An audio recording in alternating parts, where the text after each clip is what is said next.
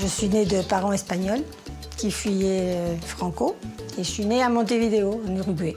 Et après, dans les années 60, il y a eu des problèmes politiques, sociaux et tout ce qu'il faut pour repartir. Et donc on est revenu en France parce qu'on avait de la famille à Paris.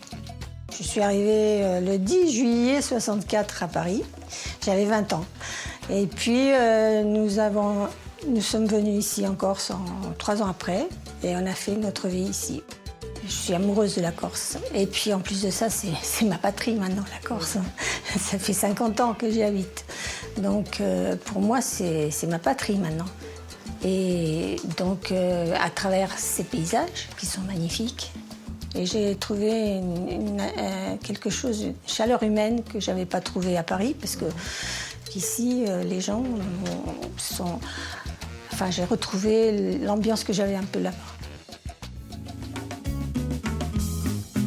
Nita Bertaudière vit et travaille à Ajaccio. Ses origines latino-américaines sont omniprésentes dans sa peinture, joyeuse et colorée, parfois teintée de nostalgie. Scènes de carnaval, animaux exotiques, danseurs de tango, joueurs de tambour, mais aussi nature morte, bouquets sauvages, chanteurs de padiella et paysages corses se côtoient dans l'univers flamboyant de l'artiste. Quand j'étais petite, j'ai eu un accident de moteur, je ne pouvais pas plus marcher et je suis restée 1 mois au lit. Donc mon père m'avait offert une petite boîte de peinture. C'est comme ça que j'ai commencé et ça m'est toujours resté. Je voulais être plutôt architecte. Donc j'avais commencé après le bac l'école de prépa et puis je voulais quand même faire les beaux-arts. Donc j'ai présenté le concours de beaux-arts et j'étais admise. Nita Bertaudière est née à Montevideo, en Uruguay. Après des études secondaires, elle entre à l'École nationale d'architecture et l'École des beaux-arts de Montevideo, où elle reçoit un enseignement très académique. Face aux crises politiques et sociales que traverse l'Uruguay dans les années 60, sa famille est contrainte à l'exil en France. Nita Bertaudière a participé à de nombreux salons internationaux et expose régulièrement en Corse et sur le continent, tout en enseignant le dessin et la peinture. J'ai eu un enseignement très académique. Le dessin est toujours présent dans mes tableaux. Le dessin, la construction, enfin tout ça, c'est ce que j'avais appris aux Beaux-Arts, n'est-ce pas?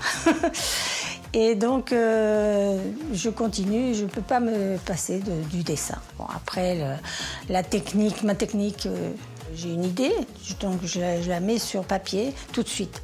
Et après je prépare mes toiles. La plupart du temps, je travaille sur des supports classiques, la toile par exemple, les toiles, mais je peux travailler aussi sur du papier ou sur du bois ou du carton, peu importe le support. Hein.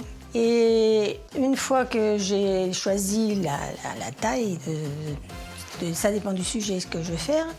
Je prépare ma toile avec une structure, parce qu'après, je travaille avec le couteau par-dessus, en petites touches, et je laisse transparaître par endroits la base, les couleurs de base, qui m'intéressent, bien sûr. Ma recherche a été surtout sur la couleur et aussi sur l'opposition des teintes chaudes et froides. La lumière aussi m'intéresse énormément. Donc il y a tout ça. Je pense que c'est très important l'art pour tout le monde. Pour tout le monde, parce que ça nous change un peu de l'amorosité de tous les jours. Et ça nous apporte énormément. Hein, une autre façon de voir les choses aussi maintenant, avec l'art nouveau, avec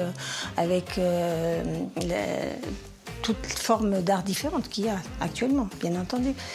Mais je pense que c'est un enrichissement. Il devrait y en avoir davantage dans les écoles déjà, je pense, hein, pour les enfants. Parce que c'est très très important. Si je peux apporter un peu de joie et puis d'amour, parce que je fais avec beaucoup d'amour, même mes tableaux, je sais pas si vous... Mais c'est encore un plus, bien entendu. Mais bon, je le fais aussi beaucoup pour moi. Et donc maintenant, je pense que je vais continuer parce qu'on n'a jamais fini dans ce métier-là. On n'a jamais fini. Mais c'est surtout la joie de peindre. C'est ça surtout qui est pour moi nécessaire, quoi.